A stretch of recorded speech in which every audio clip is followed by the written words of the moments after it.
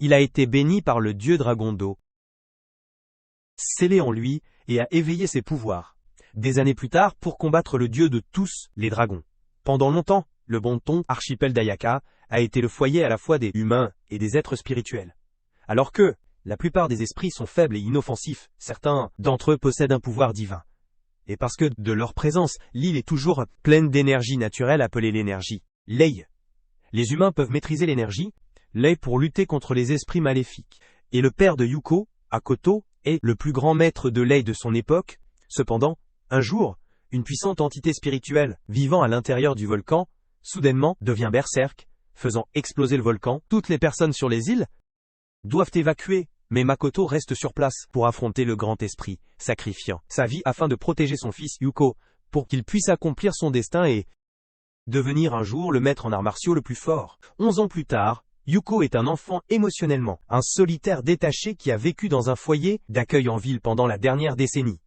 Le jour suivant sa cérémonie de remise des diplômes sur le continent, un fou nommé Sagawa, Jingi, l'un des élèves de Makoto, vient le chercher à l'école, mais Yukito l'évite du mieux qu'il peut. Refusant d'abandonner, Jingi se contente de s'installer dans un sac magique et l'emmène sur la deuxième île d'Ayaka. Il rappelle à Yukito, perplexe, qu'il a vécu ici jusqu'à l'âge de 5 ans, mais Yuko se souvient à peine de son enfance.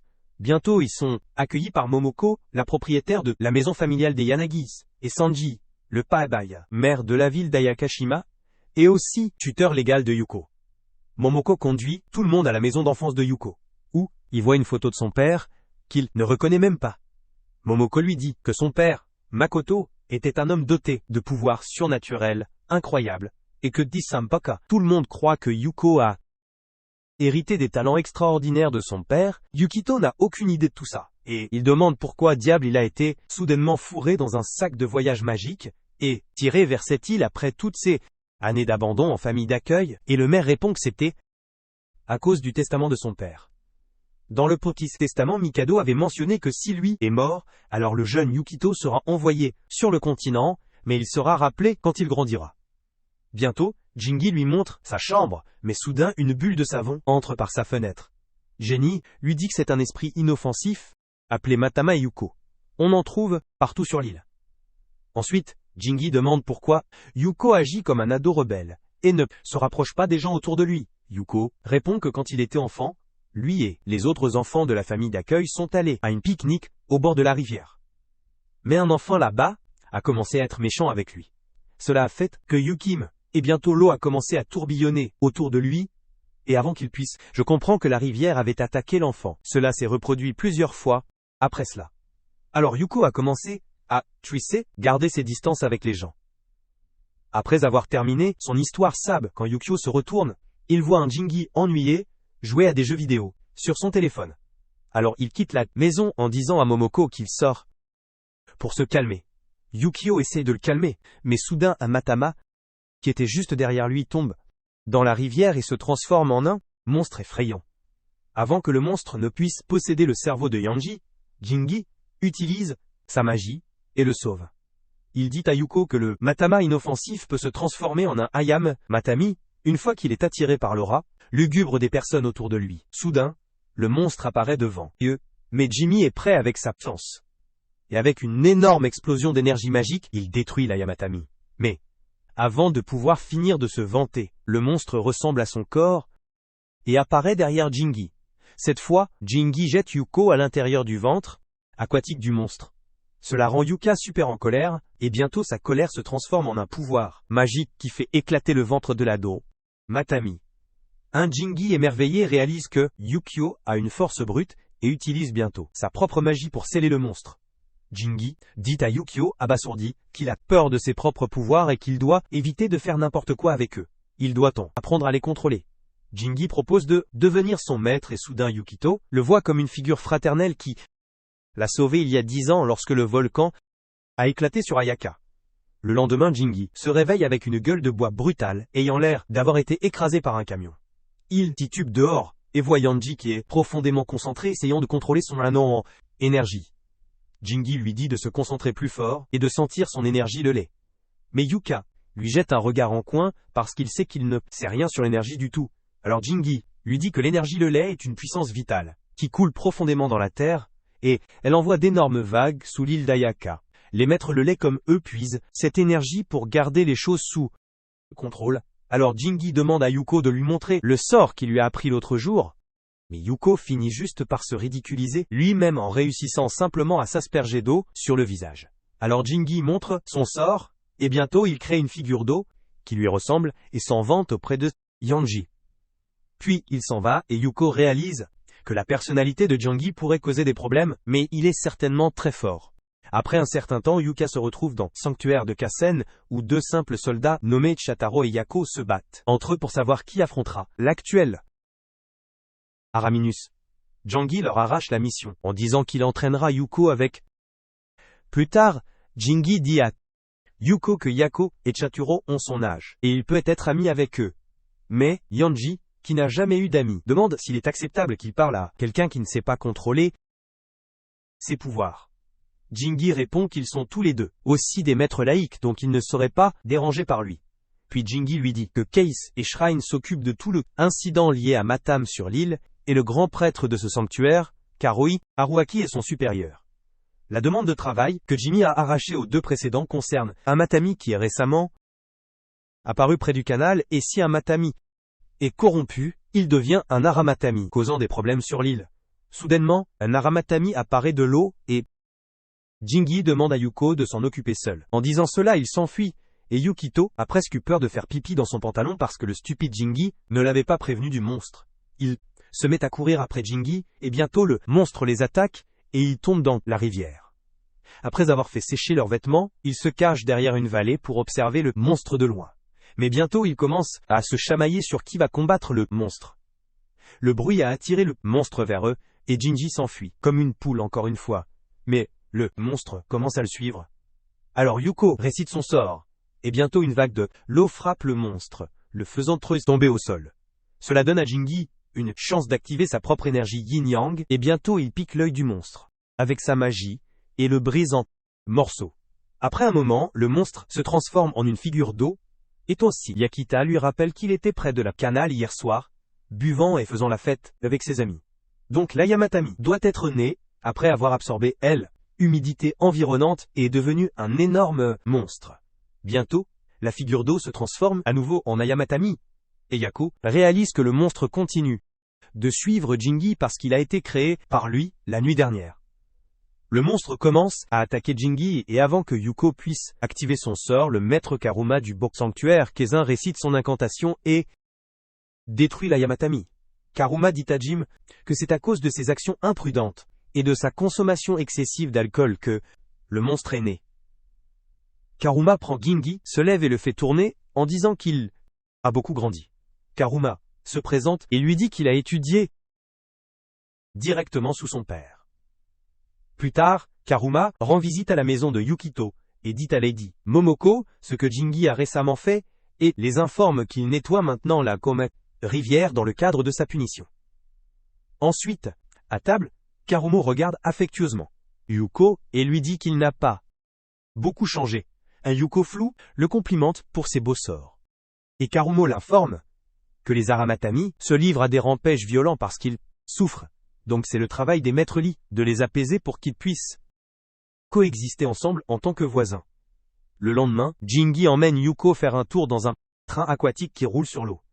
En voyant ces chemins de fer fascinants, Yuko est en train de sauter comme un enfant, et Jingi lui dit qu'il est exactement comme il l'était il y a 10 ans, quand ils faisaient ensemble un tour dans ce train. Jingi lui dit qu'ici les gens voyagent entre les îles en utilisant ce train. Bientôt, ils atteignent la première île, qui a étrangement beaucoup de bâtiments, et Shiroya Jingi lui dit que la première île est beaucoup plus urbaine que la deuxième île, et qu'ils ont même des pacheno, des salons, wazanan wazente, des casinos. Yukio demande si ce train aussi fonctionne, grâce à la maîtrise de la voix. Alors Jingi lui dit que les rails ont été posés en utilisant le pouvoir magique de la voix, que le train et qu'il n'y a qu'une seule ligne. Plus tard, ils arrivent chez le maire, où le vieux maire jovial demande si Yuko se sent étrange sur ces îles, puisqu'il a grandi sur le continent. Il demande à Yuko de ne pas précipiter les choses et de habitué à vivre en paix dans cet endroit. Jingi demande au vieil homme de ne pas s'inquiéter trop et de ne pas ruiner sa santé car il prend déjà bien soin de Yuko. En entendant cela, le maire répond que le turbulent Jingi prenant soin de Yuko est sa mince plus grande source d'inquiétude. Bientôt, Yuko lui dit qu'il s'est amusé à venir à la première île en bateau-mouche. Donc, le maire demande à Jingi de faire visiter Yuko, la première île, qui est devenue une destinée touristique célèbre.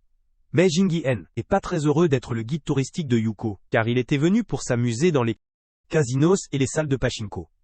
Mais, néanmoins, il accepte de montrer à Yuko les environs. En se promenant sur l'île, qui a beaucoup de stands et tant de gens, Jingi lui dit que ces jours-ci, la première île est un centre pour la gastronomie et la musique. Mais soudain, il disparaît. Quand Yuko regarde autour de lui, il voit Jingi se battre avec un vieil homme à le stand de viande barbecue. Quand Yuko court voir ce qui se passe, Jingi se plaint à lui que le vieux radoteur refuse de lui donner son morceau de viande préféré. Le vieil homme essaye de raisonner, disant que son morceau préféré est épuisé, car un client l'a déjà commandé, mais Jingi continue de rouspéter. Avec lui, alors Yuko intervient et achète une série de brochettes pour mettre fin à la dispute, parce qu'il sait que Jingi est têtu. Après avoir mangé, ils recommencent leur visite. Mais Jingi semble de mauvaise humeur. Jingi boude parce que cet endroit vend les meilleures cuisses grillées et il va se plaindre à son ami Make au sujet de la maltraitance sur la première île. En entendant cela, Yuko réalise que Jingi a vraiment beaucoup d'amis partout. Dans cet endroit, soudain, Yuko est distrait par un artiste de rue et Jingi disparaît à nouveau. Yuko essaye de le retrouver, mais soudain il voit que le ballon de l'artiste de rue s'est transformé en quelque chose de sinistre. Avant que le Joker confus ne puisse toucher le ballon, Yuko saute sur lui et le sauve du ballon Amitami. Bientôt, les gens commencent à courir, pris de peur, et Yuko réalise que sans l'aide de Jingi, il devrait s'occuper seul du Mitami. Il se calme, se disant que cet Amitami est plus petit que ceux qu'il a déjà vus avant, alors il peut le calmer. Il chante son sortilège, mais Light devient furieux et Pénécan jette du feu sur Yukito. Mais avant qu'il ne l'atteigne, une tête rouge parvient à tirer sur Mitami. Yuko réalise que quelque chose semble étrange dans la façon dont cet homme essaie de calmer le monstre. Soudainement, il remarque une arme dans sa main. La tête étrange, rouge, le regarde alors et demande si c'est le fameux Yuko, et Yuko est surpris que le garçon étrange le connaisse déjà. Après un moment, la tête rouge se présente comme Uki, et Yuko se rappelle que la mère Momoko lui a parlé d'Ibuki. Ibuki dit à Yuko qu'il ressemble à une crevette et qu'il ressemble à peine à son grand maître, Makoto. Il apprend qu'Ibuki avait étudié avec son père il y a 10 ans, et qu'il utilise maintenant des balles magiques spéciales pour contrôler les Armatami. Après avoir marché ils arrivent devant un immense, et Ibuki l'emmène à le bureau nommé Ga, et l'endroit où il travaille maintenant. Dès que Yuko entre, il tombe sur un immense bar luxueux, et il voit inattendu Jingi, habillé en barman. Un Yukio en colère exige de savoir où, diable, Jingi était tout ce temps, et il répond nonchalamment qu'il était venu se plaindre à Maki, mais celui-ci est parti pour quelques sites. Il a décidé de rester ici pour remplir son ventre toujours vide. Yukio le regarde fixement en disant que cela signifie clairement que Jingi n'a fait aucun effort pour le chercher, et qu'à cause de lui, il a eu des ennuis avec un aromati dans la rue. Tsunuki intervient et offre un verre à Yuko, puis demande à Jingi d'en faire un aussi. Jingi apprend d'eux qu'un aromatami est apparu dans la zone touristique, et Ibuki répond que cela arrive récemment. Ensuite, Yuko, curieuse, demande à Ibuki quelle technique il utilise pour apaiser le matami, car elle a remarqué que sa technique est très différente de celle de Jingi et Kurama. Elle ajoute que lorsque Kurama a utilisé son sort, le matami semble tellement heureux d'être restauré. Mais à l'instant, quand j'ai utilisé son arme, Yuko n'a plus pu ressentir la présence d'Aramatami. Cela frustre un peu Ibuki et il répond qu'il tue le matami, et ne les apaise pas. Il explique que son maître Makoto apaisait autrefois les minimus en les purifiant, et en les renvoyant à l'énergie profane une fois de plus. Jingi et Bravons Kurama utilisent la même technique de recherche d'équilibre pour créer l'harmonie, mais lui il les tue. Il ne reste donc aucune trace des Matamei. Quand Yuko demande pourquoi il les a tués, Ibuki répond que c'est parce qu'il tue des humains. Et puisque il y a beaucoup de touristes sur la première île, il est important de les neutraliser le plus rapidement possible pour assurer leur sécurité. Quand Yukito soutient que Kuruma réussit à pacifier les Matami et sauver les gens aussi, Ibuki ricane amèrement et répond que Koma ne se soucie que de l'harmonie de l'énergie profane et non de les gens. Il ne se soucie de rien d'autre que de suivre les enseignements de leur maître décédé. Ibuki explique qu'il ne s'est jamais soucié de purifier les Haramatami en premier lieu parce que, même après avoir changé de forme, ces constantes créatures peuvent nuire aux humains, donc il va tuer chacune d'elles. Yuko, en colère, se lève et déclare qu'il ne permettra pas à Yuki de faire ça, et Ibuki répond qu'il se fiche de son ethos inutile et de ses valeurs. Soudain, une fille aux cheveux violets nommée Ibara entre Pika dans le bar et dit à Ibuki que leur patron, Makita, a trouvé la cible. Quand Dukito demande si un nouveau Haramatami est apparu, Ibuki répond que c'est le corps principal de celui qu'ils ont tué auparavant. Il explique qu'en général, un Haramatami a un noyau qui ressemble à un globe oculaire, mais celui qu'ils ont tué auparavant n'avait ni pupille ni iris. Donc, en gros, c'était une petite partie qui s'est détachée d'un plus grand Haramatami, et le corps principal est quelque part autre chose. Jingi propose d'accompagner Ibuki, mais il lui demande de prendre Yuko et de rentrer chez eux. Et avant de partir, il dit à Yukito que s'il souhaite savoir quelque chose d'autre, le bar est toujours ouvert pour lui. Sur le chemin du retour, Jingi dit à Yukito que Ibuki fait partie d'une entreprise de sécurité appelée Ayaka Security, fondée par Ibuki. Officiellement, ils sont une société de sécurité, mais en réalité, ce sont des exterminateurs d'Haramatami. Yuko est perplexe d'apprendre que Jingi pense que Yuki fait un excellent travail parce que l'île compte tellement d'étrangers, ce qui a perturbé l'énergie vitale de la première île. Il dit à Yuko qu'une barrière a été érigée autour la zone touristique quelques fois par an, mais certains s'y faufilent et remercie Ibuki et son équipe pour leur travail acharné, ne ferait de mal à personne. Quand Jingi remarque que Yuko est perdu dans ses pensées, il lui dit que Matami et Haratami ne peuvent pas être mesurés selon des normes humaines. Quand Yuko demande ce qu'est Kuruma, pense aux méthodes d'Ibuki, Jingi répond qu'il ne les aime pas et prévient Yuko de ne jamais mentionner Kurama et Ibuki l'un devant l'autre, car ils ne s'entendent pas du tout. Soudain, Jingu réalise qu'il a oublié de récupérer son argent d'Ibuki, et s'enfuit, laissant Yuko se demander comment a-t-il pu se retrouver avec quelqu'un d'aussi irresponsable que Jingi. En marchant vers les lignes maritimes, Yuko entend à nouveau un tumulte, et il court rapidement vers la zone et passe devant en disant qu'il est aussi un maître laïque, et qu'il peut les aider avec le Haramatami. Bientôt il se retrouve face à face, avec un énorme monstre à un œil, et comme je l'ai dit, ce monstre est le corps principal. Yukito rassemble son courage, et récite le sort, et soudain une vague d'eau attaque le monstre. Des cris et des hurlements glaçants, le sang sortent de sa bouche, mais le monstre se prépare à qu'on ait tout attaquer Yukito à nouveau. Cependant, bientôt un groupe de tireurs d'élite et de snipers commence à attaquer le monstre, et Jingi fait rapidement se baisser Yukito contre le mur, lui demandant pourquoi il essayait de jouer au Batman tout seul. Le garde leur dit de reculer, disant qu'ils vont gérer ça à leur façon. Bientôt, le garde dit à Ibuki, ils sont à court de balles, et Jingi demande Ibuki s'il va utiliser la magie noire à nouveau. Ibuki dit à Yuko que c'est ainsi qu'il gère ses monstres, et bientôt il active son énergie puissante et, soudain son bras devient monstrueusement gros et massif. Genkei dit à Yuko qu'Ibuki utilise sa magie noire pour absorber l'énergie du monstre et que cela va à l'encontre de les lois de la maîtrise laïque. Bientôt le monstre saute devant le Buki, mais il écrase violemment son visage et arrache le noyau de son corps. Puis il écrase le noyau pour en boire le jus, et Yuko manque de s'étouffer en voyant ça. Le lendemain, Jingi emmène Yuko à la 3e île, et Yuko réalise que la 3e est encore moins développée que la 2e île. Quand Yuko demande si Jingi visite cette île, souvent, Jingi nie, en disant que il l'a amené ici parce qu'il voulait voir Karuma. Cette île n'a que des forêts et des sanctuaires. Donc, Jingi se présente ici seulement pour les festivals. Quand Jingi dit que seul Karuma et son Sanit des étudiants idiots, utilisent cette île de manière régulière, Yuko demande hésitamment s'il peut devenir ami avec eux. En entendant cela, Jingi sourit et lui assure qu'il peut être ami avec eux si cela se passe. Soudain, ils entendent les deux étudiants idiots les appeler à entrer dans le sanctuaire. Ils les accueillent à la 3e île et les informer que leur maître leur a ordonné de rencontrer Yuko et Jingi.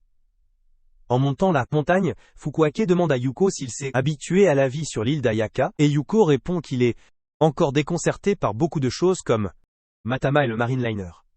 Mais tout le monde sur cette île est agréable pour lui. Tout le monde qu'il rencontre lui sourit. Et même s'il ne connaît presque pas l'endroit, tout le monde est très accueillant envers lui. Bientôt ils atteignent le sanctuaire, et Yuko peut sentir que cette île se sent très différente de la première et de la deuxième. Les amis expliquent que le sanctuaire Kin est dédié à les dieux dragons opposés de l'eau et du feu. Lorsque Yuko s'enquiert des dragons, ils lui disent que depuis les temps anciens, les deux dragons vivent sur la quatrième île.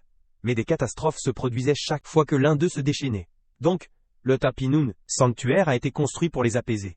Fukuake lui raconte que l'histoire du dragon, c'est vrai parce qu'un dragon a fait une rampage quand ils étaient enfants, et cela a provoqué l'éruption du volcan, détruisant complètement la première île.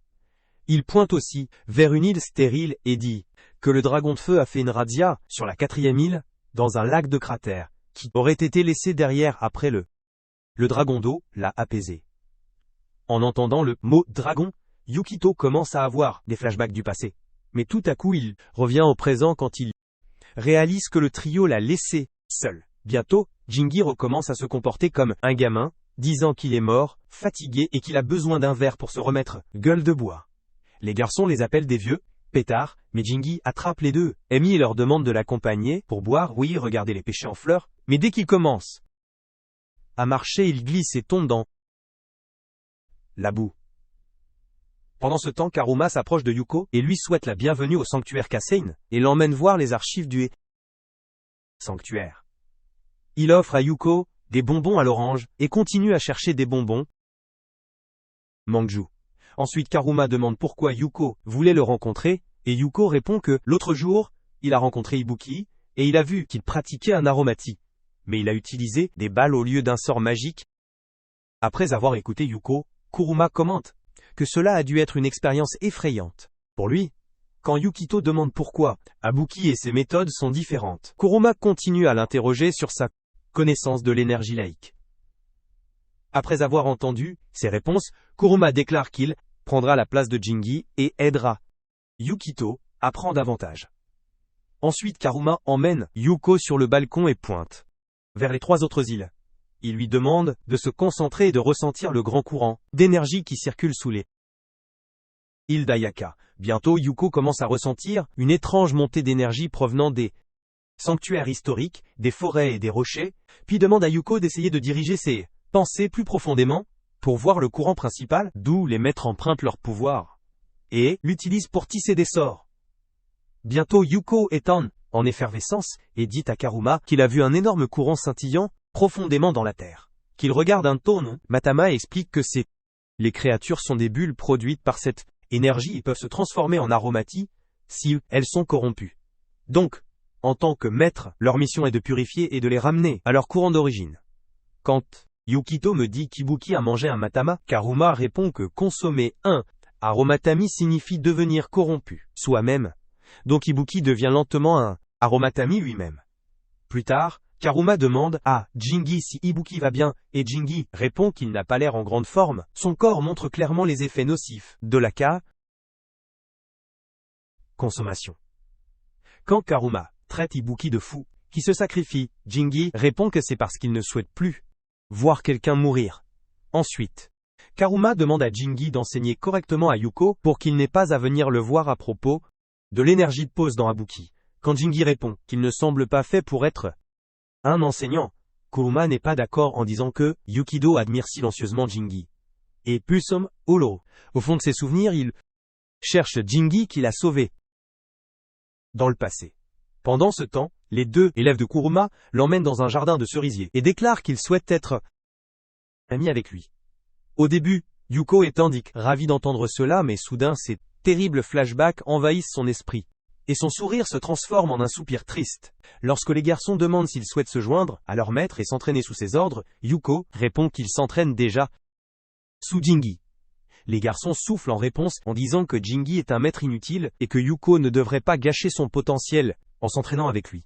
Ils emmènent Yuko à leur terrain d'entraînement et leur disent qu'ils souhaitent tester ses capacités. Bientôt, le nerd de Fukuawake place une graine au sol et chante son sortilège. Et, bientôt, la graine pousse pour devenir une petite plante. Bientôt, l'autre nerd plante aussi son arbre avec l'aide de la magie. Mais le sien est à peine plus grand que celui de Fukuawake. Bientôt, ils commencent tous les deux à se battre, pour savoir qui a le plus d'énergie et qui a mieux réussi, laissant Yuko jouer le rôle d'intermédiaire. Avec beaucoup de difficultés, Yuko parvient à empêcher les deux idiots de s'arracher mutuellement. Pour les distraire, Yuko leur demande d'expliquer le sort pour qu'ils puissent apprendre. Alors, ils affichent tous les deux une expression fière et lui disent de se concentrer sur son énergie de mensonge et pour un meilleur entraînement, Yuko devrait rejoindre leur maître. Ils guident Yuko pour calmer son esprit, libérer son corps et diriger la puissance vers la graine pour la faire germer. Yuko a du mal à comprendre les instructions, mais puisque Karuma lui avait déjà expliqué le flux d'énergie laïque, il passe ensuite à le tester sur la graine.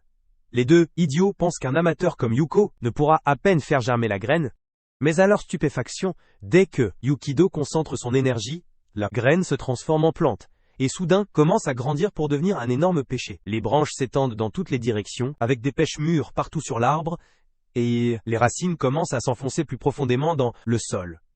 Les deux enfants lui crient de contrôler son pouvoir, sinon il va finir par ruiner leur terrain d'entraînement.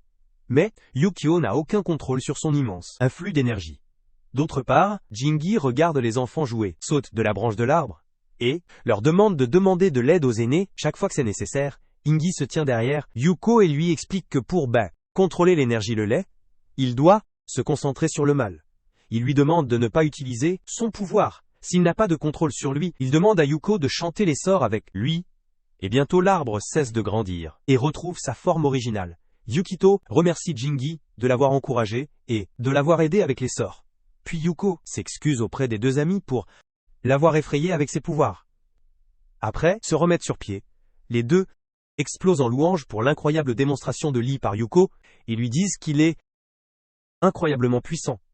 Quand Yukito demande nerveusement s'ils n'ont pas peur de pas lui répondent que non et qu'ils veulent qu'il étudie avec eux.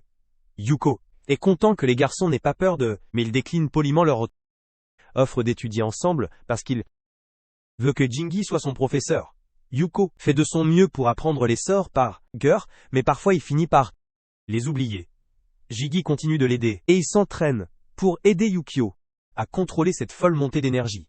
Il aide Yukito à apprendre à contrôler l'énergie pour qu'elle ne soit pas libre, et demande à Yuko de retourner la position de son sort à l'envers puis saute dessus.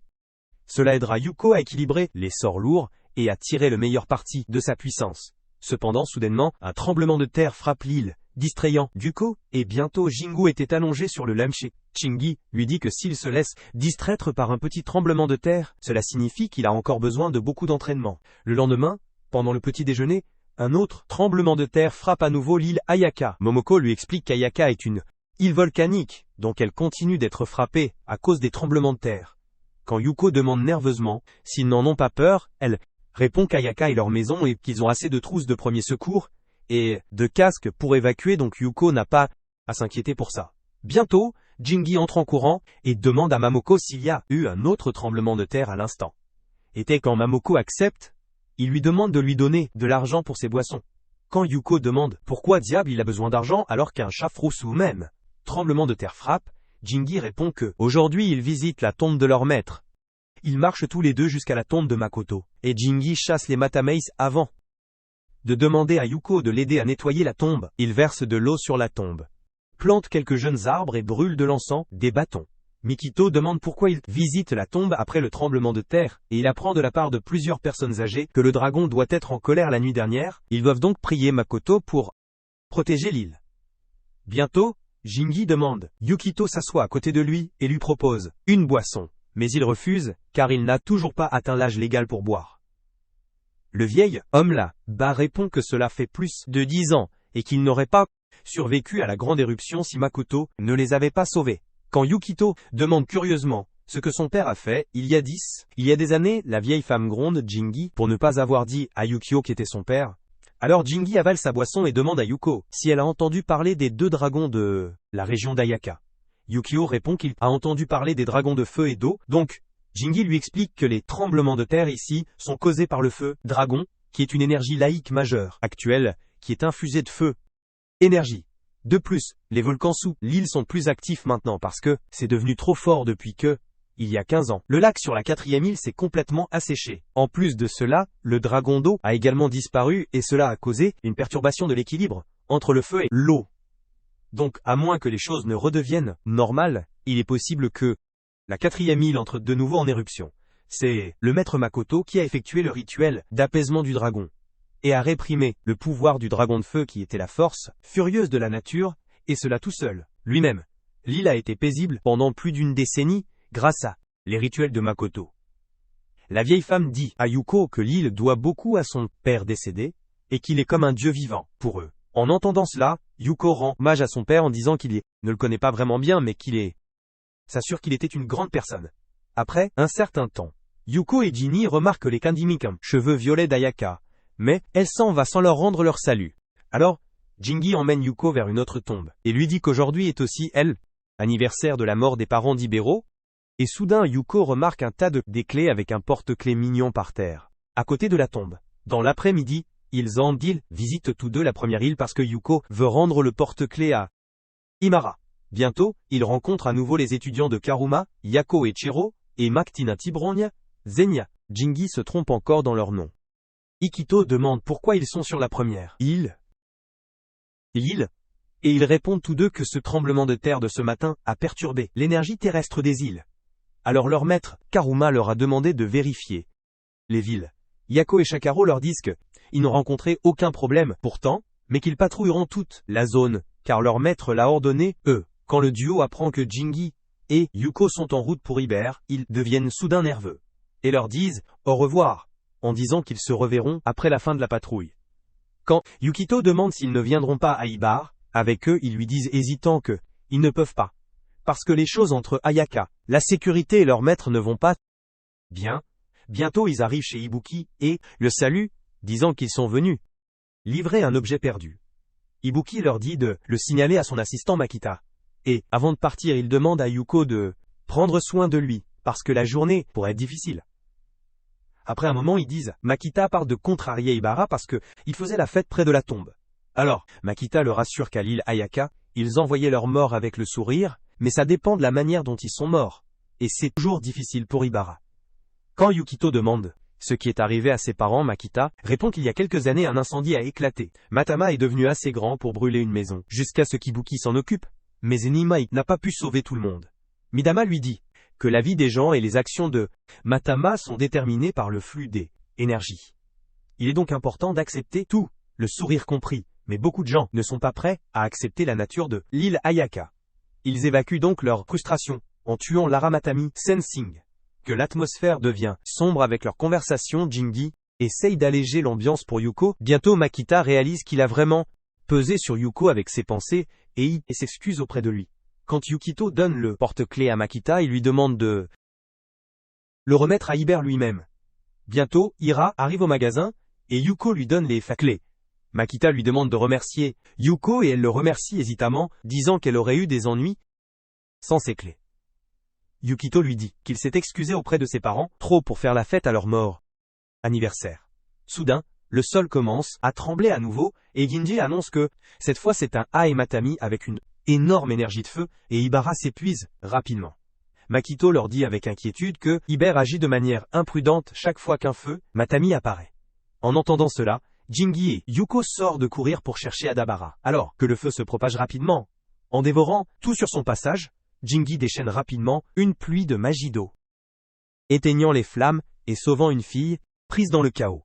Sa concentration s'affine alors qu'il fait un geste vers Yuko, l'incitant silencieusement à chercher Ibara au milieu du Nienni. Fumée et destruction. La police commence rapidement à prendre le contrôle de la scène chaotique, repoussant la foule et sécurisant la zone.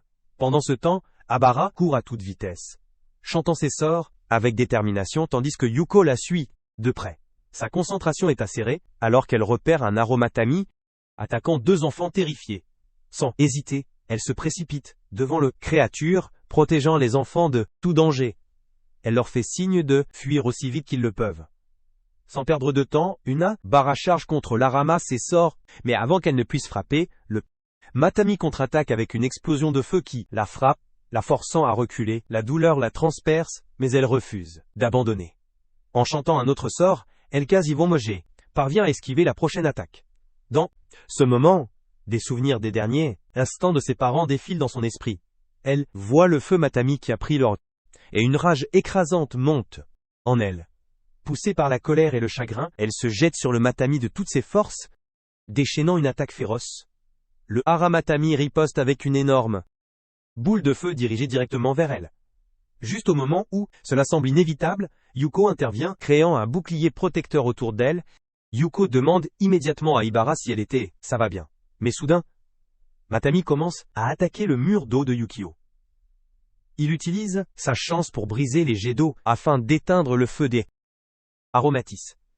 Mais après un certain temps, le monstre lait utilise plus de feu pour prendre le contrôle sur les faibles sorts d'eau de Yuko. Bientôt, Yako et Shataro courent vers eux. Demandent s'ils vont bien.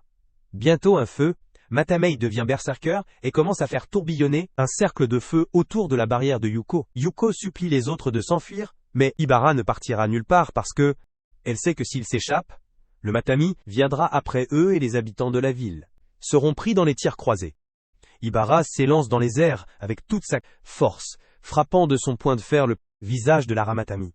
La force de son attaque résonne à travers le champ de bataille, stunnant le démon un instant. Elle évalue rapidement le chaos qui l'entoure et appelle les autres, les pressant de la soutenir et de rester à l'écart des flammes qui se répandent. Elle sait qu'elle peut se permettre d'être prise au dépourvu. Yukito fait un pas en avant, utilisant son charme pour donner à Iber la force dont elle a besoin. Une kama de Tirimin lo fitiuan s'apparente par le domal, montée d'énergie le traverse, et bientôt une puissante vague d'eau s'abat sur le Matami, tentant de l'affaiblir. Mais le démon secoue la tête et ignore l'attaque, et se redresse, rugissant de fureur renouvelée. Réalisant qu'ils ont besoin de plus de puissance, Yuko se tourne vers Yako et Chitaharo, les exhortant à combiner leurs forces avec la sienne. Cependant, les deux insistent pour se battre aux côtés de Yuko et Ibara, au lieu de cela, déterminés à affronter le démon directement. Leur obstination frustre Yukigo, mais il n'y a pas de temps à perdre à discuter alors que la bataille fait rage. Soudain, des flammes jaillissent vers eux, féroces et implacables. Yako et Chitaharo réagissent rapidement utilisant leur éventail et leur bâton pour dévier l'attaque enflammée. Ils renvoient les flammes vers le Matami, retardant momentanément son avancée. Profitant de l'occasion, Yuko invoque une autre vague d'eau, trempant à nouveau, et maintenant, empêchant le feu de se propager. Ibara n'hésite pas. Elle fonce vers l'avant et porte un autre coup écrasant à la tête de Matami. Ses poings de fer frappent avec une puissance implacable pendant un instant. Il semble qu'ils aient gagné, mais les Matami rugissent une fois de plus et commencent à se retirer, essayant d'échapper à leur assaut implacable.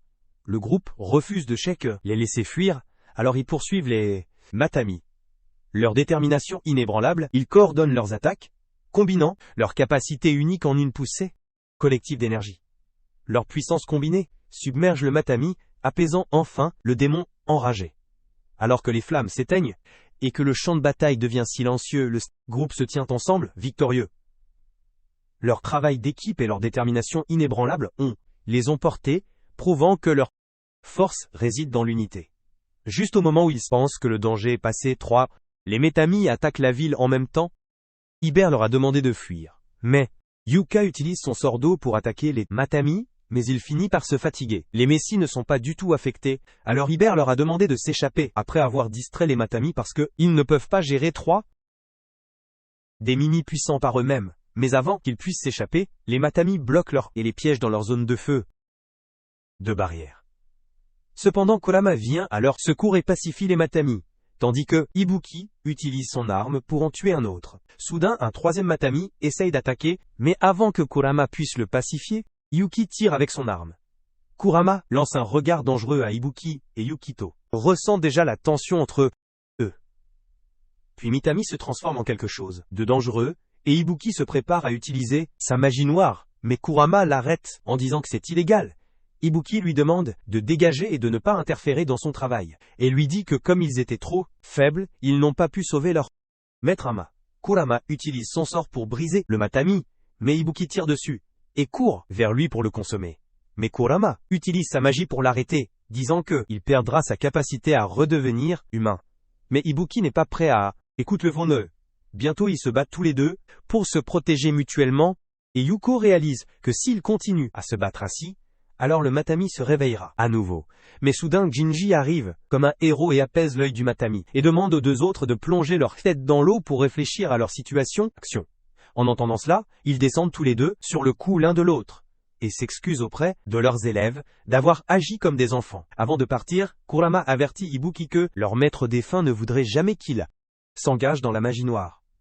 En entendant cela, Ibuki répond qu'il se fiche de ce qu'un homme mort pense. Alors il va utiliser ce pouvoir d'effacer ses regrets passés. Le soir, ils se retrouvent tous à la gare du Marine Liner pour rentrer chez eux. Mais Kurama n'est pas encore revenu. Jani, qui est ivre, plaisante légèrement en disant que peut-être Kurama célèbre la pacification de Matami avec le maire. Yako et Chitara répondent qu'ils retournent au sanctuaire, car leur maître Kurama leur a donné l'instruction. Et Yuko demande aussi à Jingi de rentrer. Enilu Kansura.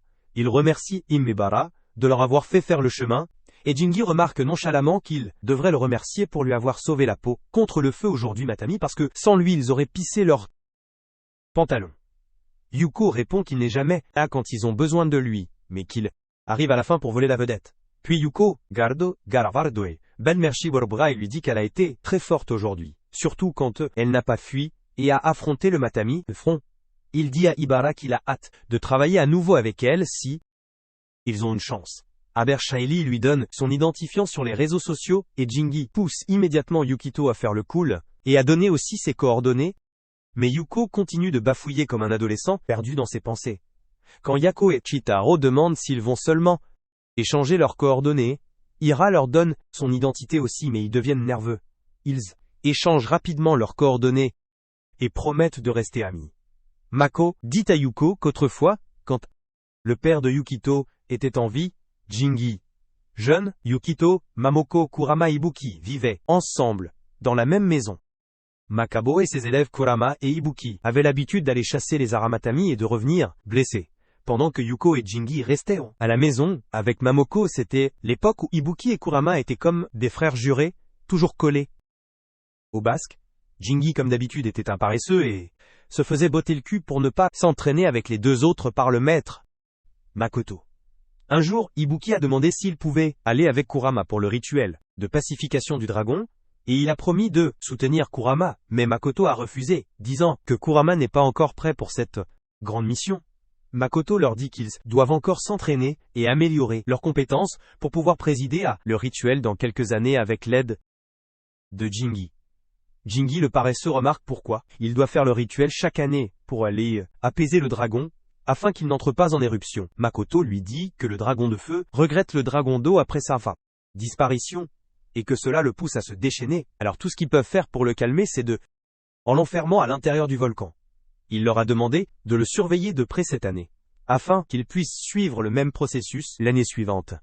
Ils passaient leur journée à s'amuser dans la maison d'enfance de Yuko, à manger de la glace pilée, du curry de poisson, et à aider le jeune Yukito à grandir. Makoto les élevait, avec tant d'amour il avait l'habitude de prendre pour des excursions des bains d'eau chaude, et des festivals de neige palpitants. Un jour, alors que Makoto mettait Yuko au lit, un énorme tremblement de terre frappa l'île avec des éclairs et du tonnerre. Le temps devenait extrêmement désastreux et Makoto sortit de la maison pour inspecter. Il dit à Kurama et Ibuki qu'il allait vers la terre ferme pour trouver l'arme rituelle, qui sera utilisée pour pacifier le dragon de feu. Ibuki a accepté de prendre le contrôle de tout avec Kurama jusqu'à ce que Makoto revienne. Bientôt Kurama et Ibuki ont commencé à inspecter d'étranges événements sur l'île, et ils ont découvert que l'influence de la 4e île se répand partout, provoquant chez Minimus un comportement étrange sur toute l'île. Mamoko leur a demandé de rester dans la maison jusqu'au retour de leur maître, mais le duo a refusé l'offre, disant que le tremblement de terre avait affaibli le sceau de la 4e île. Un autre tremblement secoue l'île, et Yukio pâlit de peur. Et Kurama dit leur que ce sont les secousses préliminaires, et si l'éruption réelle se produit, alors elle détruira toutes les îles à Ayaka. Ilaïd informe Mamoko que le dragon de feu s'est initialement élevé pour chasser le lac et le dragon d'eau qui s'y trouve. Abuki ajoute que c'est parce qu'ils l'ont retenu prisonnier à l'intérieur d'une barrière, et maintenant il est devenu une bombe prête à exploser à tout moment. Leur seul choix est de réaliser le rituel de pacification du dragon pendant que leur maître est absent. Pendant qu'ils discutent de leur plan, un homme, dans un petit camion, demande à Ibuki et Kurama, demande à Mamoko et aux enfants d'évacuer, et d'atteindre rapidement les ports où le maire apportera un grand bateau pour les aider à s'échapper. Ils ont tous les deux demandé à Jingi de rester avec Mamoko et Yuko puis ils s'envolèrent vers la 4e île. L'île était entièrement recouverte de lave et presque tout était détruit. Ils ont tous les deux décidé de faire le rituel de pacification sans leur maître, et bientôt des flammes une lumière bleue a éclaté des profondeurs de la terre. Leur rituel était presque en train d'affaiblir les pouvoirs du dragon de feu. Mais, tout à coup un immense volcan a éclaté et le dragon de feu est sorti du cratère, des montagnes. Le dragon a commencé à frapper partout, causant encore plus de destruction et de chaos. Le duo a réalisé que ce dragon était toujours piégé par le sceau, ils ont donc décidé de compléter le rituel et de le sceller complètement.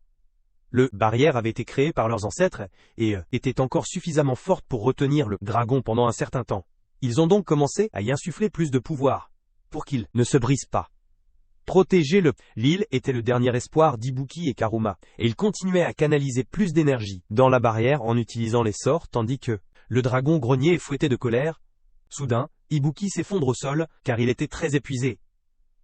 Mais il demanda à Karuma de continuer à sceller le dragon sans s'inquiéter pour lui. Cependant, assez vite, le dragon parvient à briser le sceau du sanctuaire, et se prépare à diriger son feu sur Ibuki.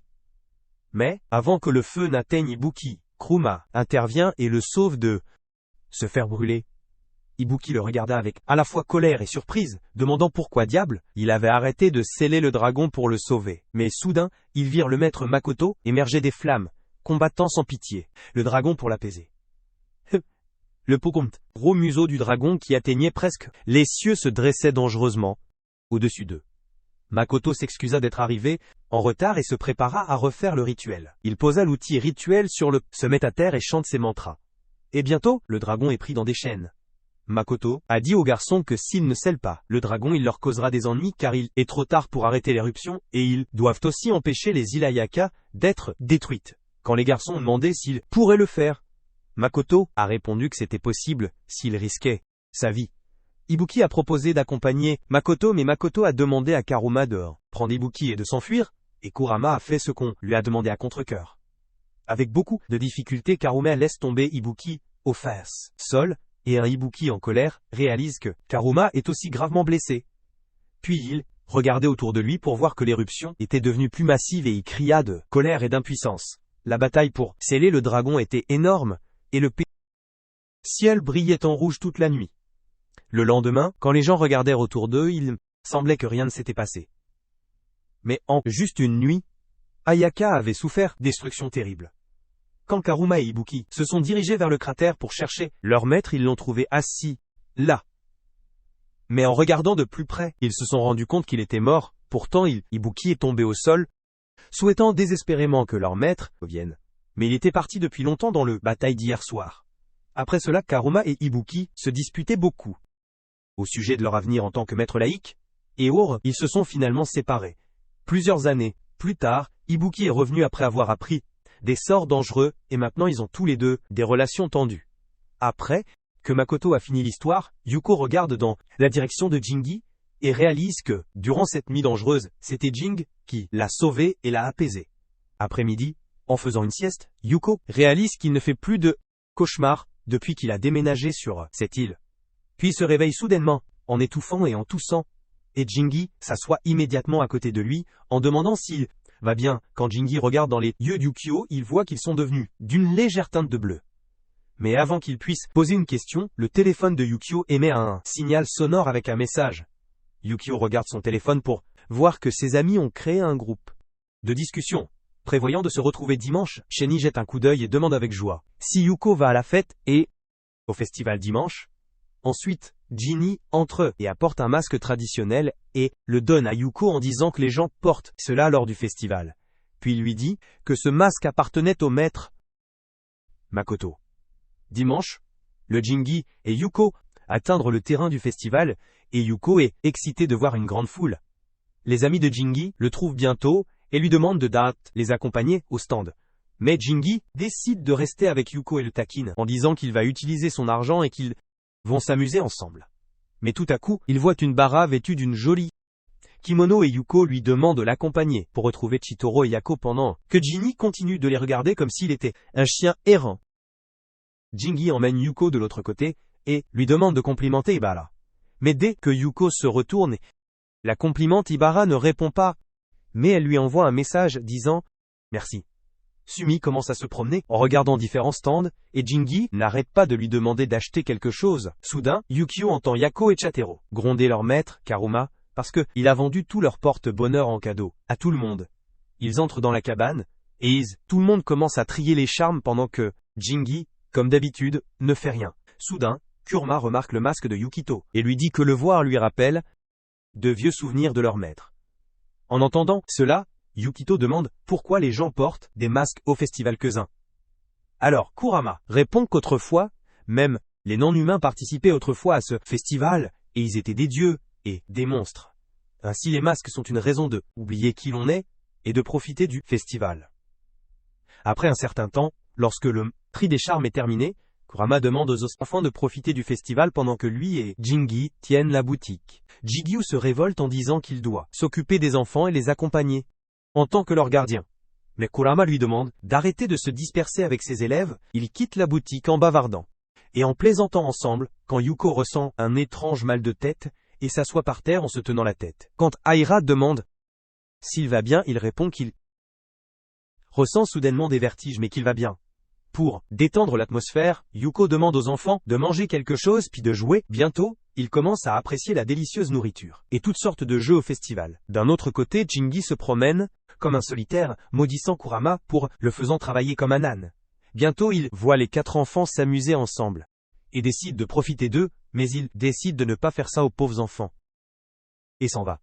Bientôt, Chitoro remarque que Ibara a des ampoules à cause des chaussons en bois et demande s'il doit apporter des mauvais soins pour elle. Yuko suggère faire une pause pendant un moment, mais soudain Mamoko s'approche d'eux en demandant ce qu'ils font. Lorsqu'elle apprend qu'Iber a du mal à marcher, elle lui fait un bandage et lui demande de ne pas sous-estimer une ampoule, car elles vont ruiner ses jolis pieds. Puis elle regarde Yuko qui sourit et lui dit que son père avait l'habitude de sourire, comme lui quand il venait au festival et faisait du bruit avec son ami le maire. Bientôt, Iber reçoit un appel d'Ibuki qui lui demande de passer le téléphone à Yuko. Dès que Yuko prend l'appel, il demande si il s'amuse.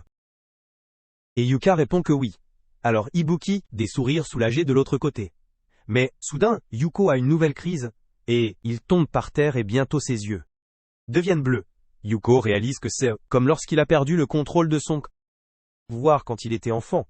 Craignant qu'il ne fasse du mal à tout le monde, Yuko s'enfuit du festival vers les profondeurs de la forêt. D'autre part, KMA remarque que l'eau dans l'étang est un peu instable, et bientôt, il voit Yuko courir dans la forêt. Bientôt, Yuko s'arrête sous un arbre, mais il devient effrayé quand il voit que son ombre a pris la forme d'un dragon. Il essaye de contrôler son pouvoir et de se calmer. Mais le pouvoir continue s'étendant et émanant de son corps, il tombe au sol sans défense. Mais soudain il se souvient comment Jingi l'a aidé à se calmer, et il suit sa méthode. Bientôt il parvient à contrôler ses émotions, et soudain il voit un homme masqué, lumineux qui le loue et lui dit qu'il est prêt à devenir le laïc maître. Sur le chemin du retour, Yuko pense à l'homme masqué. Et puis, il rencontre Jingi. Il le remercie de l'avoir aidé à apprendre à contrôler ses pouvoirs. Mais soudain, un volcan entre en éruption et tout le monde le regarde avec peur. Le sol se met à trembler, et tout le monde panique, en réalisant que c'est similaire à la façon dont cela s'est passé il y a 10 ans. Le maire demande à tout le monde de se calmer, et les informe de la situation actuelle, et leur demande de se diriger vers le centre de la place. Il demande à Mimoko de dire aux habitants de rentrer chez eux et de se préparer à l'évacuation. De son côté, Jimmy sourit en regardant le volcan, parce qu'il se remémore le passé, les moments. Mais quand il voit Yuko paniquer, il lui demande si Yuko aime ou déteste l'aile. Au début, Yuko pense qu'il est devenu fou, mais il répond qu'il l'aime parce que c'est un endroit agréable, et il se fait des amis ici. En entendant cela, Jingi sourit et répond qu'il aime l'île aussi, et Sumi disparaît. Le lendemain matin, les répliques de tremblement frappent à nouveau l'île pendant que Yuko continue d'avoir des éclairs de l'œil du dragon. Mamoko demande s'il fait tout correctement, puis lui donne un sac de sécurité, lui demandant d'évacuer. Quand Yukito demande si elle n'évacue pas, Mamoko répond qu'elle fait partie du comité de prévention des catastrophes, donc elle doit attendre que tout le monde est évacué, à part Jingi qui peut être à la maison d'une minute à l'autre. En entendant cela, Yuko répond qu'il attendra lui aussi Jingi, et aidera les autres en attendant. Bientôt, Yukio commence à aider Mamoko à évacuer, et elle lui demande de rester vigilant, un œil sur les personnes âgées, alors qu'elle monte sur le bateau. Après un certain temps, Kurama rend visite au port et demande à Mamoko s'il peut emmener Yuko avec lui, et elle accepte. Il emmène Yuko dans un endroit isolé, et lui dit qu'il veut lui parler de sa naissance. Ses élèves s'inquiètent un peu, et demandent s'ils doivent partir. Yuko est lui seul. Kurama leur demande de rester car ils doivent aussi connaître les vérités. Puis il leur dit que la catastrophe qui affecte actuellement l'île d'Ayaka est causée par le dragon de feu, qui vit ici. Son pouvoir est en train de devenir incontrôlable, parce que le pouvoir de son rival, le dragon d'eau, a disparu, et cela l'énergie harmonieuse de la Terre a été perturbée sur l'île. Ainsi, les élèves de Makoto ont été chargés d'utiliser leur pouvoir pour aider les habitants de l'île et restaurer l'équilibre de l'eau.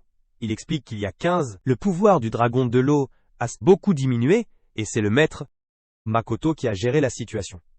Mais il tentait de restaurer le pouvoir du dragon de l'eau, en utilisant un certain rituel, et il a réussi à extraire le dragon de l'eau affaibli de l'énergie de repos, mais cela a donné naissance à un Yuko enfant sous la forme d'énergie aquatique. En faisant cela, le Kesh, dragon de l'eau, pouvait retrouver sa force d'autrefois et retourner à l'énergie de repos une fois plus. Et la mystérieuse force de l'eau et le talent de Yukito viennent tous du fait qu'il est né pendant ce rituel. Et tout cela signifie que Yuko est l'incarnation du dragon d'eau. Et bientôt Koma confirme ses soupçons par une expérience. Mais pour que Yuko retrouve sa vraie forme et apporte l'harmonie sur l'île, il devrait libérer son énergie, qui a été enfermée pendant 15. Il demande à Yuko de grandir, en bonne santé et forte, de continuer à s'entraîner, et qu'un jour elle deviendra la vraie version d'elle-même. Il dit ensuite au Nin 3 qu'il ira à la 4e île, pour faire ce que le maître Makoto a fait il y a des années et les informe que Jingi s'occupera d'eux. Yikido est contre le fait de fuir à nouveau et veut aider Kurama et les autres à dompter les dragons. Mais Sentaro lui dit qu'ils ne sont pas assez entraînés, et qu'ils seront des faibles, mais soudain, il réalise que Kurama est en fait en route pour se sacrifier, tout comme Makoto l'a fait. Alors il commence à paniquer, mais Yato et Chaturo sont toujours contre l'idée de suivre leur maître, et de causer plus de problèmes, mais soudain, Ibara apparaît et leur dit qu'elle est d'accord avec Yukito. Ils doivent aller aider leur maître et sauver leur vie. D'un autre côté, Kurama atteint le sanctuaire du dragon de la 4e île, et commence à réciter une longue prière pour sceller le dragon. Soudain, Ibuki apparaît derrière lui, mais Kurama lui demande de rester à l'écart et d'observer. Ibuki répond qu'il peut vaincre le dragon seul, et Bo Cosmo qu'il n'a pas besoin de l'aide de Kurama. Bientôt, la nostalgie les envahit, et ils deviennent rappelés au lieu de la mort de leur maître, mais bientôt ils recommencent à se battre. Soudain, le sol sous leurs pieds tremble à nouveau, et le dragon de feu émerge de l'ouverture volcanique. Ibuki ne perd pas de temps, et libère rapidement son énergie magique noire, et malgré la demande de Kurama de ne pas le faire, il bondit vers le dragon. Kurama utilise son énergie pour retirer Ibuki de la gueule du dragon et déclare qu'il s'en occupera seul. Suni vole vers le dragon en furie, mais Buki le sauve. Ils volent tous les deux, ensemble dans les airs, combinent leur énergie et attaquent le dragon avec... Mais soudain, le dragon se jette sur Ibuki et le projette contre la montagne. Kurama prend rapidement Ibuki et il voit que le dragon est presque devenu un Haramatami. Kurama essaye d'emporter Ibuki, mais le dragon Haramatami libère une énorme boule de feu et d'énergie maudite. Mais, à leur grande surprise, Yuko la bloque. Kurama et Ibuki réalisent que leurs élèves ont atteint la 4e île pour aider leur génie a appris le secret de Yuko, et ils étaient tous les deux de petits enfants. Un jour, alors qu'il aidait Yuko à marcher, mais dès que le bébé Yuko a saisi son doigt, une bêcheuse rafale d'eau est sortie de nulle part, et Jingi a commencé à se noyer dedans. Mais, heureusement, maître Makoto a brisé le pli. Il a lancé un sort, et a dit à un Jingi confus que Yuko est un peu spécial parce que son énergie d'eau est très forte. Jingi et Yuko étaient compatibles parce que l'énergie d'eau de Jingi est aussi du côté fort. Mais il a demandé à Jingi de ne pas le dire à Karuma et à Buki. Jay avait l'habitude d'avoir des discussions secrètes avec Makoto à propos de Yuko à venir. Un jour, il a demandé si Yukito allait se transformer en dragon d'eau ou s'il pourrait le voir à l'avenir. Makoto a répondu qu'il resterait stable jusqu'à ce qu'il atteigne l'âge d'Ibuki et Kurama. Mais après, cela il devra subir un rituel pour se transformer en dragon d'eau. Mais d'ici là, il a demandé à Jingi de veiller sur Yuko, mais quand Makoto est mort, Yuko a été envoyé à l'orphelinat, sur le continent. Et, selon le souhait de Makoto, il devait rompre tout lien avec les gens de l'île, jusqu'à ses 15 ans. Mamoko ne voulait pas arracher le jeune Yukito à la famille de son père, Mais Jingi leur a demandé de suivre la dernière volonté de son maître, souhait. Bientôt, Jingi dit tristement au revoir à Yukito, et continua de croire en la décision de son maître. Mais puisque Makoto était mort, Yuki et Kurama étaient blessés. Il commença à étudier pour devenir un bon maître, et apprit bientôt le sort pour récupérer le dragon d'eau, mais celui qui prononcera le sort mourra. Arrivant, retour au présent où Yuko et ses amis sont venus aider leur maître. Kurama leur crie dessus en leur demandant d'arrêter, de faire les idiots. Mais Yuko n'est pas prêt à céder, et il déclare qu'ils sont également élèves de l'école de Makoto. Ibuki se rend compte qu'il ne sert à rien de discuter avec ses élèves têtus. Alors il demande à tous de les soutenir de leur pouvoir. Il ordonne à Iber de guider les enfants, et enfin Kurama accepte aussi de laisser les enfants aider. Mais il leur demande de se sauver, d'abord. Iber ordonne à Yako et Mekezibima Meke Shitaro de bloquer autant d'attaques qu'ils peuvent, et elle ordonne à Yuko de l'aider à maintenir le dragon en place. Bientôt, Kurama et Ibuki sautent à nouveau dans le champ de bataille, et leurs élèves sont prêts à les soutenir. Le dragon Aramatami les attaque, mais Ibuki saute rapidement dans les airs pour attaquer son museau, pendant que Kurama l'aide avec ses puissants sortilèges magiques.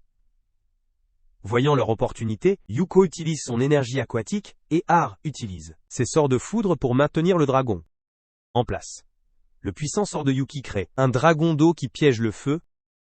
Aramatami et Ibuki profitent de cette chance pour frapper le dragon avec son bras imprégné de magie noire. Les enfants sont ravis de voir leur maître se battre ensemble, il y a de l'espoir qu'ils pourront vaincre le dragon de feu massif. La bataille continue encore un moment et ils donneront tous le meilleur d'eux-mêmes avec Elton, énorme énergie aquatique de Yuko. Mais Kurama peut sentir que Yuko perd son souffle, alors il utilise le sort de Makoto pour enchaîner le dragon. Cependant le dragon s'est transformé en Matami, et bientôt il se brise des chaînes. Alors Ibuki se transforme en un humain démoniaque, et attaque le dragon, mais rien ne semble fonctionner sur le dragon. Alors, Kurama dit aux enfants qu'il va les envoyer loin, pendant qu'il a encore de la force, mais Yuko supplie Kurama de le laisser l'aider, lui et Yuki, et tombe par terre. Soudain, Jingi apparaît derrière lui et plaisante avec Yuko en disant qu'il a l'air de pleurer à tout moment. Il rassure Yuko qu'il est là pour le protéger. Il s'avère que Jingi avait appris des notes de Makoto qu'il y a longtemps. L'un des dragons qui protégeait l'île est devenu faible et l'autre est parti en déchaînement. L'énergie de la lait a été perturbée, et les flammes ont détruit les champs fertiles, ne laissant aucune place pour soutenir la vie. Mais un jour, un vieux ermite est venu, et en échange de sa propre vie, il a restauré le dragon d'eau qui était sur le point de disparaître. Et bientôt, le dragon d'eau a instauré l'harmonie avec le dragon de feu.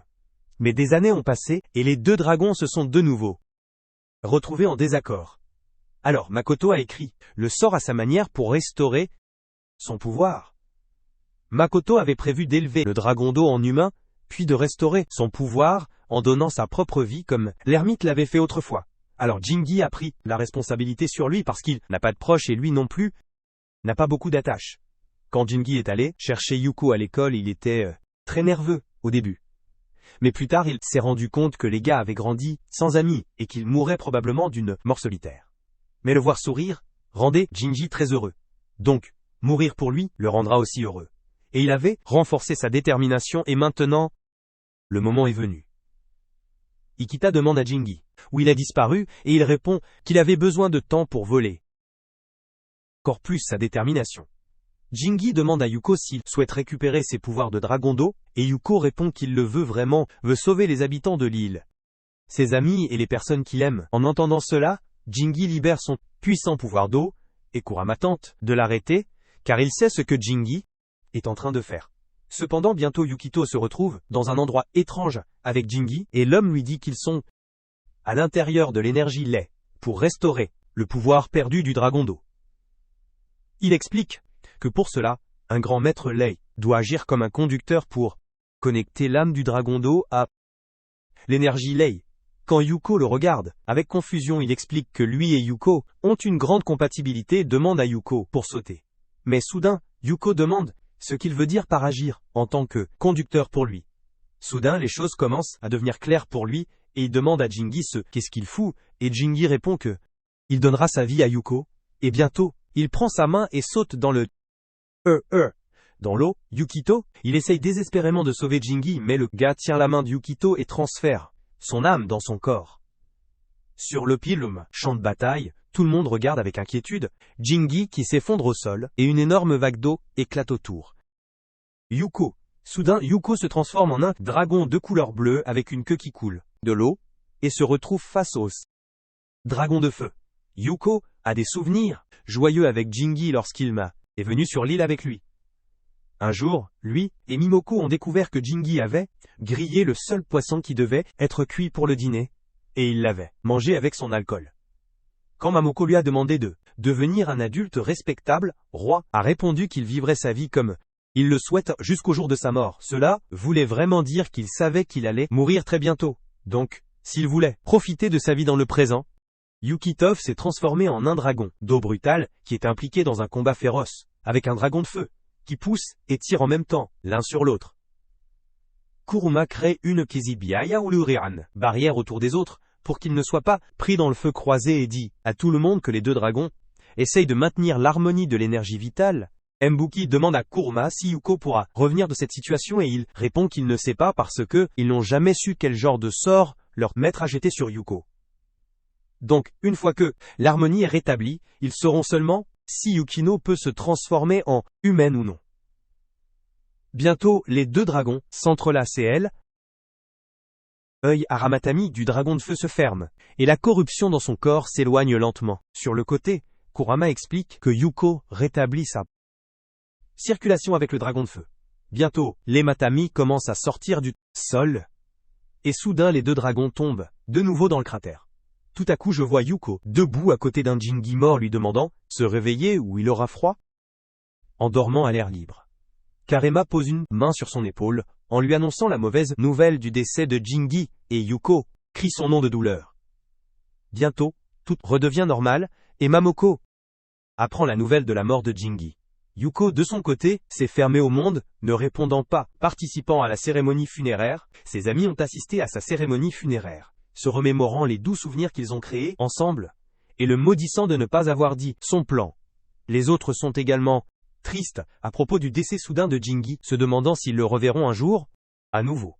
Pendant ce temps, le maire se rend à la chambre de Jingu pour se remémorer les souvenirs qu'ils ont partagés ensemble. Il parle à la photo, disant qu'il était une personne authentique, sans aucune prétention. Il a toujours été un enfant, têtu, et, en tant que gardien, il a eu une période difficile mais amusante à gérer. Mais il commence à pleurer, disant qu'il ne devrait pas la laisser seule si tôt. D'un autre côté, Kurama rend visite à une site Ibuki en détresse, et Ibuki lui demande s'il savait le secret de Yuko d'être un dragon d'eau.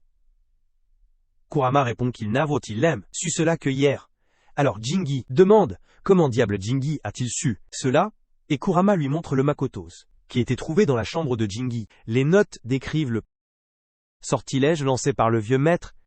Makobo voulait probablement aussi utiliser ce sortilège, mais Jingi s'entraînait depuis la mort de leur maître pour aider Yukido un jour et sauver l'île. Il s'est sacrifié. Lorsque Ibuki, furieux, demande pourquoi Jingi ne leur a pas dit, Kurama répond que Jingi voulait les sauver, tous. Alors il ne leur a rien dit. Jingi savait que quelqu'un devait se sacrifier pour réveiller le dragon d'eau, alors il a lancé le sort, et il était un grand maître du chant, tout comme leur maître, Makoto. En entendant cela, Ibuki s'en prend à Kurama, disant qu'il ne se soucie de personne tant que l'harmonie de l'île est rétablie. Kurama ne se retient pas cette et répond avec colère que Ibuki ne sait rien de lui, et qu'à l'époque il n'avait pas d'autre choix que de quitter leur maître. Maintenant aussi, en tant qu'aîné, il est gêné parce que Jingi a dû sacrifier sa vie au lieu de lui. Ibuki voit cela avec colère en disant qu'il est allé à la magie noire parce qu'il voulait utiliser toute la puissance pour vaincre ce fichu Aramatami et sauver tout le monde. Bientôt ils commencent tous deux à se battre violemment, mais leurs élèves arrivent en courant en leur demandant de cesser de se comporter comme des enfants. Tout à coup, Ibuki commence à pleurer, disant qu'ils sont des perdants qui n'ont même pas pu sauver leurs propres amis. Après un moment, Momoko frappe à la porte de Yuko et lui demande s'il va, et Yuko commence à se blâmer pour la mort de Jingi. Il lui dit que parce qu'il était faible, Jingi avait ogre de donner sa vie pour lui. Mamoko le serre dans ses bras et répond qu'elle ne connaît pas beaucoup la maîtrise laïque, mais elle connaît très bien Jingi. Si Jingi était prêt à donner sa vie pour faire quelque chose, alors cela devait être la seule façon de le faire. Donc Yuko ne doit pas se blâmer. Mamoko rit de la bravoure de Jingi, disant que c'était quelqu'un qui menait une vie sauvage. Mais il ressemblait vraiment à son maître, Makoto. Puis elle a demandé à Yukito de voir Jingi une dernière fois, sinon il sera triste sans lui. Après un certain temps, Yuko suit un groupe de Matameis jusqu'au corps de Jingi où il voit le maire. Le maire le remercie de lui avoir sauvé l'île, mais Yuko dit que tout le mérite revient à Jingi. Le maire verse des larmes, disant qu'il voulait envoyer Jingi et Makoto partir avec le sourire, mais c'est difficile pour lui. Et le maire s'en va, laissant Yuko seul avec Jingi. Yuko s'approche de Jingi et lui dit qu'il a été très égoïste de mourir seul et laisser tout le monde derrière, et maintenant ils ne peuvent plus vivre sans lui. Yuko s'énerve contre lui, mais soudain il est téléporté dans le flux d'énergie. Encore une fois, là il voit Jingi crier son nom, lui demandant de l'aider parce que il est emporté. Il lui demande de utiliser ses tactiques d'appel du dragon d'eau pour le sauver, mais Yukio ne sait pas quoi faire, et bientôt il est téléporté de retour dans la pièce. Quand Mamoko et le maire arrivent en courant, en demandant ce qui s'est passé, il répond qu'il est encore possible de sauver Jingi, parce que son âme est encore coincée dans l'énergie tardive, et il faut qu'on part en courant, en se transformant en une énorme eau. Le dragon, à nouveau. Imuki et Kurama voient Yuko courir comme un fou. Ils le suivent, en se demandant où il va, à ce moment. Pendant ce temps, Yuko se transforme à nouveau en dragon d'eau, et se rend à la 4e île, où il ressent le courant Li, là où il a vu Jenny pour la première fois. Il se laisse tomber dans le cratère du volcan, et trouve bientôt lui-même dans le flux d'énergie de Lee, encore une fois, et commence à le chercher. Il décide de ramener Jingi à la maison, même si cela signifie le traîner par le col. Mais, soudain, une énergie rouge brillante le frappe. Quand Yuko se retourne, il voit un homme masqué, et il demande qui il est. Yuko demande soudainement s'il est son père et demande joyeusement s'il l'a reconnu, et enlève son kolka masque pour révéler son visage. Mikoto dit à son fils qu'il était là tout ce temps pour contenir le dragon, jusqu'à ce que Yuko se réveille et prenne le contrôle. Quand Yuko demande s'il est toujours en vie, Miko répond que il n'a pas pu battre un dragon lors d'un combat direct, alors il est mort. Mais maintenant, c'est une âme partielle qui gère patiemment le dragon de feu dans l'énergie laïque, mais comme le dragon d'eau est plus important que lui, il a veillé à ce que Yuko n'entre pas en contact direct avec le dragon de feu. Yuko comprend que pour affaiblir sa connexion avec le dragon de feu, son père l'a élevé comme un humain sur le continent. Mais si tout ce chaos n'était pas arrivé, ils auraient continué à vivre ensemble. Ensuite, Makoto demande à Yuko pourquoi il est venu le paix courant, et Yukito demande rapidement s'il sait où est Jingi. Makoto répond qu'il l'a vu s'accrocher à un bâton il y a quelque temps, qu'il a utilisé comme repère il y a longtemps mais on dirait qu'il a été emporté. Yuko lui demande de l'emmener à sa bien-aimée Jingi pour qu'il puisse le ramener. En entendant cela, Makoto répond que, puisque Yuko est le dragon de l'eau, il attendait qu'il grandisse et s'habitue à attendre l'énergie de la terre. Mais maintenant qu'il est prêt, il demande à Yuko de le suivre. Il nage pendant un moment, mais Yuko continue à rester derrière. Parce que le courant de léthargie est un flux puissant, et Yukito doit rattraper son père. Makoto demande à Yuko de ne pas résister au courant, sinon il risque de créer Yameus, alors il devrait se joindre aux autres flux qui coulent ici, et suivre le mouvement. Bientôt, Yukito utilise ses compétences de maître laïque, et commence à s'exprimer librement. Makoto est soulagé que Jingi ne lui ait pas finalement enseigné des bêtises. Puis Yukito demande si Makoto le considère comme son fils, et le vieil homme répond que peu importe les origines de Yuko. Mais puisqu'il l'a accueilli, il sera toujours son père. Sur ce Koni Nisai Ekche, d'autre part Kurama est occupé à prier, et Karif Amitanekwa Dinuvaladozantunume. Abuki demande à ses élèves ce qu'il fait. Les élèves répondent que Yuko est entré dans le canal d'énergie lumineuse à nouveau. Donc, leur maître fait non-rugan pour son être. Ibuki répond que la rivière de la vie est un courant dangereux et simplement y être fait perdre à quelqu'un la conscience et tout le monde ne peut pas la supporter. Kurama ouvre les yeux et Talab répond qu'il est d'accord avec Ibuki en disant que Ven, un capitaine expérimenté, peut se perdre dans une tempête en mer. Ibuki dit que Yukito s'est transformé en dragon d'eau, donc il ne peut pas ne pas comprendre. Si ou soudain, de nombreux Araminimus commencent à apparaître de nulle part. Et Kurama réalise que son appel doit invoquer une énergie indésirable venant de l'énergie profane. Sachant que Kurama sera interrompu par ses invités indésirables, Ibuki se prépare avec son arme pour les combattre et les élèves se préparent à le soutenir. Pendant ce temps, Yuko et Makoto trouvent une tête verte bruyante presque, noyée dans le flux d'énergie tardif, criant le nom de Yukito. Et lui demandant de l'aider, Yuko le tient par son col et le soulève. Et Jingi est soulagé de revoir son frère. Yukiya le regarde avec des yeux en colère, disant qu'après avoir fait tout ce remue-ménage tout seul, lui-même Jingi est allé mourir seul sans se soucier de ce que tout le monde ressent. Surtout de ce que Yuko ressent. Jingi fait la moue et demande ce qu'il était censé faire, si ce n'est se sacrifier. Alors, Makoto lui donne un coup sur la tête et lui dit qu'il y avait plein de choses qu'il aurait pu faire en tant qu'élève. Il dit à Jingi que il n'avait pas à se sacrifier pour sauver une île, et ce sort n'était qu'une mesure d'urgence. Il explique que si Yuko ne s'était pas lui-même transformé en dragon, alors Jingi aurait dû laisser l'île brûler parce que c'est la méthode naturelle de mourir et de régénérer. Ensuite, Jingi demande à Yuko comment ils vont le ramener, et Yuko répond qu'il pensait que tu pourrais le tirer et le sortir de l'énergie de léthargie. Mais ramener un mort n'est pas une tâche facile. Cependant, Makoto dit à Yukio qu'il peut le faire, en croyant en ses capacités. Il lui rappelle qu'il n'a pas été absorbé par l'énergie de léthargie, le flux parce qu'il n'a pas abandonné. Yuko demande à Jingi s'il souhaite retourner chez lui, et Jingi répond qu'il veut toujours manger et boire des choses savoureuses, discuter avec ses amis, prendre l'argent de Yukito et aller pêcher. Yuko soupire et peut-être demande s'il peut trouver de meilleures raisons que cela. Alors Jingi lui demande de « tais-toi, il n'y a rien de mal à s'amuser ». Yukio dit qu'il était tellement pris dans le fait d'arriver ici qu'il ne savait pas dans quelle direction était l'île. Alors il demande à Makoto.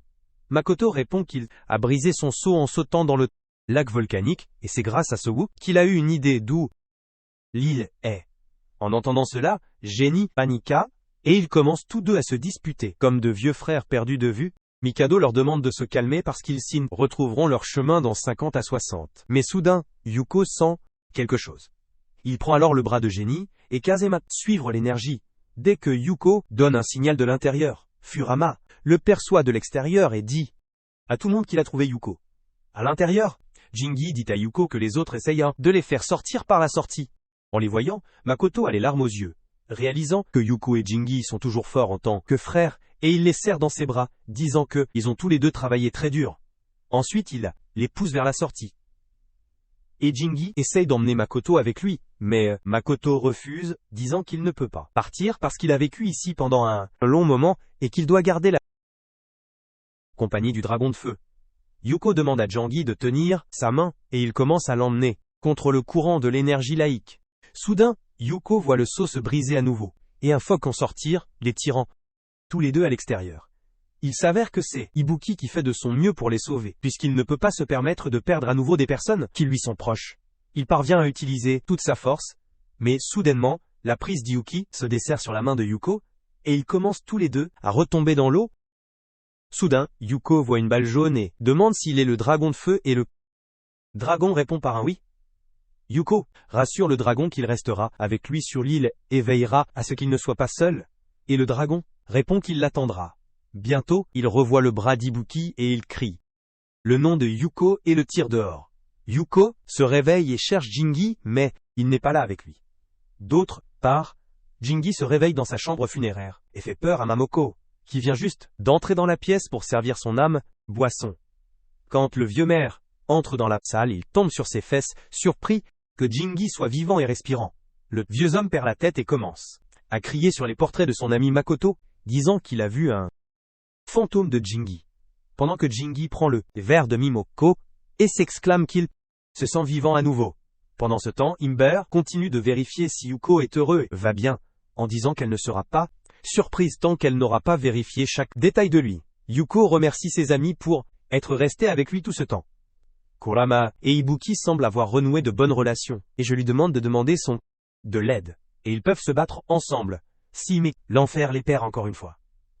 Le lendemain matin, le maire sort Jingi de la maison, le pressant d'expliquer sa survie à ses amis. Dès qu'ils le voient, ils se précipitent pour le serrer fort dans leurs bras, incapables de retenir leurs larmes de soulagement. Leurs émotions se transforment rapidement en réprimandes. Lui, pour avoir causé autant de détresse. La woman répond l'ictisuli. Réunion sincère, apporte à tous un sentiment de clôture et de joie, marquant un nouveau départ pour leur communauté. La vie reprend progressivement son cours sur l'île d'Ayaka. Ibuki prend en charge la première île, montrant des signes de maturité grâce à l'influence de Kurama. Il adopte les anciennes méthodes du maître tardif, montrant un nouveau sens des responsabilités. Yuko reprend sa vie au lycée, rejoignant les autres étudiants d'Ibara et Kurama. La vue de Yuko dans son nouvel uniforme enthousiasme tout le monde, symbolisant son nouveau départ. Jingi cependant montre peu d'intérêt pour les célébrations, revenant à sa habitude habituelle de boire et de profiter de la vie à sa manière insouciante. Comme les jours passent, l'île prospère dans sa routine paisible. Elle prend une décision sincère de rester définitivement sur l'île Ayaka, s'engageant à une vie dans ce lieu qu'il considère désormais comme chez lui. Chaque personnage trouve son propre chemin, façonné par leurs expériences et renforcé par leurs liens. L'île tranquille, autrefois perturbée par le chaos et l'incertitude, maintenant baigne dans l'harmonie. La communauté se reconstruit avec résilience, embrassant à la fois le passé et l'avenir. L'île Ayaka se dresse comme un symbole d'espoir et de renouveau, un lieu où la vie continue renforcée par